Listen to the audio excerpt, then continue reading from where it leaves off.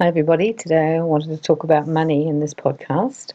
We're halfway through all the different buckets, and before I start this podcast, I just want you to write down on a little piece of paper, if you have been following the book, what ones we're up to, like the love, the emotional one, different ones that we've done, and then keep them on a piece of paper and start putting in the order that they're important to you, because at the end we're going to do some work around that in terms of fixing our relationships up.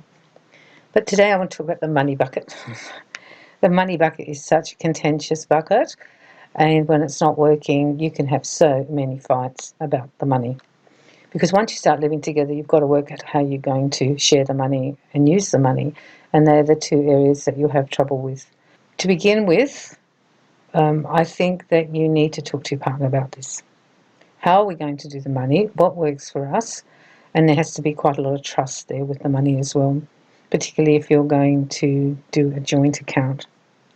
I personally feel that you should have a joint account where all the household things come out, maybe travel, gifts, etc., and then have your own account and the other person has their own account, and they're autonomous, and so there's going to be less fighting. So you've got some money that's being put into your account, they have some money they put into their account, maybe from the pool, and then you can go off and buy whatever you want and not have to ask permission, and they can do likewise. It's also good if you want to buy someone a gift, because you don't want it coming up on the statement that you went to the jeweller's or you've bought them something from a hardware shop and it shows up. This is probably the simplest way to stop as many fights. You will never be exactly the same page with the money. You'll usually find that one person likes to spend more than the other. It just is really the way it is. But you have to find some kind of compromise. I think too, if you're both pretty bad at money and it goes through your hands fairly fast, I think you should budget. And that means that you add up your whole year's bills, add 10% to it, and then have it taken out of the joint account and put in a separate account. And that way you can budget. And when the bills come in and you get 6 bills in 2 or 3 weeks, you don't freak out because you've got a little pool of money there and you just draw off it. And that really works also to stop having stress around the money. It's important that you both agree as well. It's no good saying that you agree to something when you don't want to do it. You have to be really honest in this area, because it'll just come back and you'll have fights about it all the time. The person who is most generous in the relationship, and you'll know who that is in your relationship, usually will want to buy things for other people and maybe be a little bit more extravagant than the other, and you need to allow that to some degree. People still have to be their nature. If they want to buy a present for their friend or they want to spend a little bit more on that coffee table, it's okay. We always used to have this agreement that whoever wants the most would win. So, for example, if I really wanted the navy couch and he didn't care that much, but I really wanted it, then he'd buy it. If he really wanted to go and buy something for his sport, and I thought it was kind of expensive, but he really wanted it, he bought it. And that worked really well because we just allowed for the differences. Once you sort out that kind of money thing, you also have to understand that the way we use money is different. Some people use money to bring themselves happiness and joy, and by spending it and doing things and buying things for other people and going on holidays, they convert their money into experiences or gifts or things for themselves. Other people feel really stressed by that, and they want the money in the bank. Quite literally, they want to have security, and they will find it really stressful to spend money. Then you need to really look at who you both are in the relationship, because if your partner gets very stressed by spending and starts to feel really anxious, then you need to find a different way of doing it so that they feel more safe. There are people who are very generous with their family and their friends, and there are other people who are not as generous, and that tightness can really make a difference in a relationship when you go together. And if you have a joint account and then you're going and buying your sister a really very expensive present because it's a special birthday, and then you're having a fight with your partner about that, and that's why I really suggest the separate accounts as well, because you've got your little pool of money and you can do whatever you want with it, and they've got their pool, and you don't have that servile feeling. And I suggest this even if you have someone who's literally not bringing in an income and someone who's actually working for various reasons. It could be they're staying home with their children. It could be that they're ill and can't work. They might be between jobs.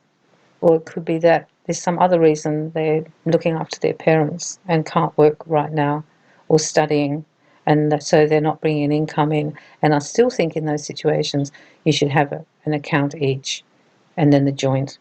It gives that person a sense of ownership and also autonomy, like that they have something to spend on themselves and they're kind of worth it. There isn't thought that money and love are connected, and that's why people feel like when they have more money they're more loved, or I don't know, it makes them feel better. I always think that money is not the currency of the world. The currency actually of the world is love. However, in our society, I think it has become money, and success is judged on how much money you've got and how many things you have and what your profession is. Whereas I think success is how much you've helped other people and whether you're a loving, kind person. To me, that's a successful person, but I would be in the minority with that thought pattern. With your partner, sit down and talk about the money. Instead of arguing about the money, find a solution. If you can't find solutions, go to someone who helps you budget your money or works your money out. If you're a person who spends it as soon as you get it, have it withdrawn before you get it into your account. So these debits are kind of good, that they just debit it all the time. And also use that if you're a person who keeps paying the bill late and having to pay fines, go ahead and get it debited. They're not going to steal your money. They're just going to take what's owed to you. And quite often you get quite a reduction if you pay on time. It's not worth arguing about money. If you're sharing the love and you're sharing the bed, well, share the money. That's how I see it. But money is also used by people to keep you in your place sometimes, and as a control. And you can see this happening around the place where people give really negative feedback to someone who's buying themselves a pair of shoes that's a bit dearer than they think they should buy, and then the person feels guilty. Remember that it's also a way to control and have power over other people. Before you met, you had your own income probably, and they had theirs. So now you're together, continue that, and then have joint pool. And that will really serve you well, and do the budgeting. And also understand that generosity is different with different people.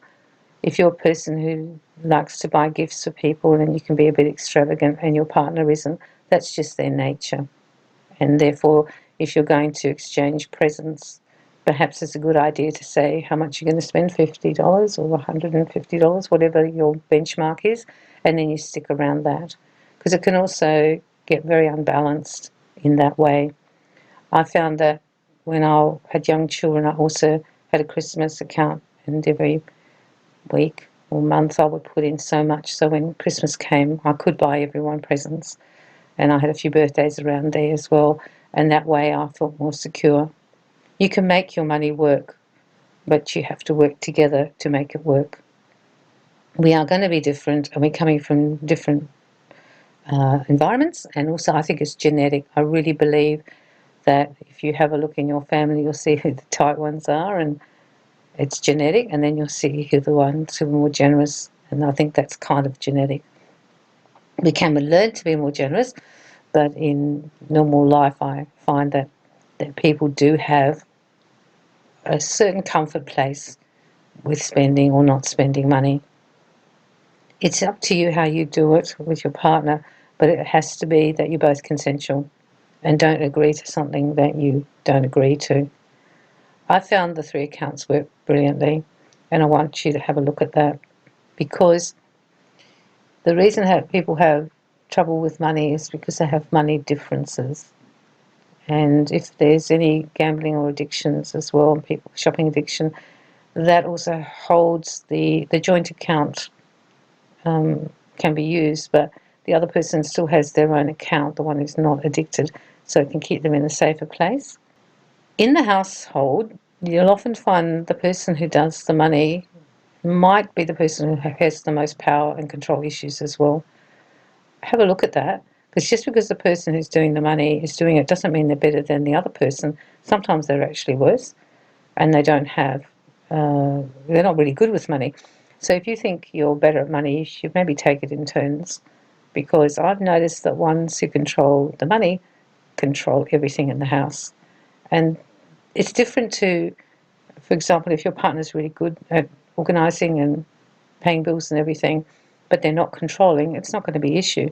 But I just found that really interesting when I looked at that dynamic, and you might look around at your friends and see that dynamic, find out who's the one who does the money, and they'll usually be, they're just not holding the money strings, they're holding the strings to everything in those relationships. I hope you enjoyed this podcast. I hope you can find a way to stop fighting about money, or find a balance with it, because I think it's very, very important. But you need to still be essentially who you are, and you need to have some autonomy and ability to have some money that you can choose to spend in any way, how much you want, because it's yours.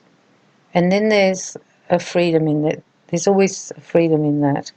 You don't have to go begging with your little bowl to ask the money keeper you can have some money to buy some new shoes.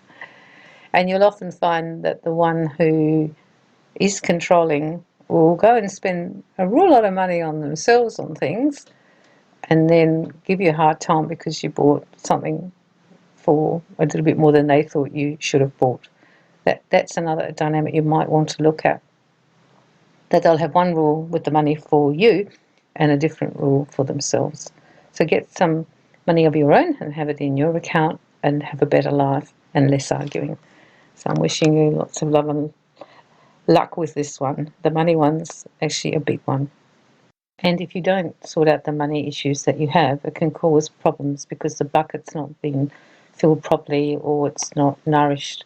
So go and have a look at this, do the work, and I wish you success with it.